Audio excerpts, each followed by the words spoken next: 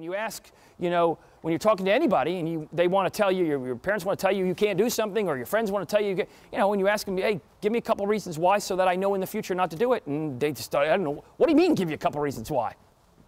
Listen, when I do something wrong, you ask me, and I better have a really good explanation, or there's consequences, so I want to learn from you. You'll start to find that they need to think about what they're saying, okay? And if they don't appear to be as reasonable. And if they're not as reasonable, then we have to find a way to make it upon themselves to think that they should change. Because people generally won't change when I tell you to change. If I say, I just can't, you need to change and do this. It's a lot harder for you to change, and most people get defensive, than if I said, can you tell me why? And when you answer the question, you say, hey, that sounds kind of stupid.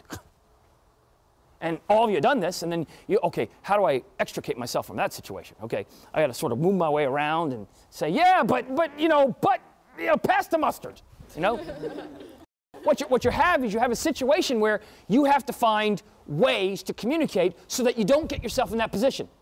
And if you get yourself in that position, you got to find ways to extricate yourself. So part of this process that we're learning is we got to learn how to listen, we got to learn how to ask, and we got to learn how to anticipate, okay?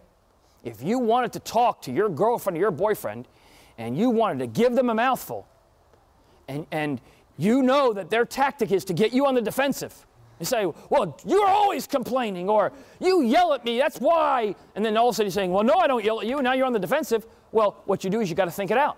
You got to plan out and say to yourself, okay, what could they possibly say? Well, he always says this, and he always says that. So if I had an hour to plan my response, what would it be? And I plan it, and I set it up, and then I ask what I'm going to ask in a way that they either can't make that response or they look stupid, or when they make their response, I have a response to that. And what happens is it starts training you how to think.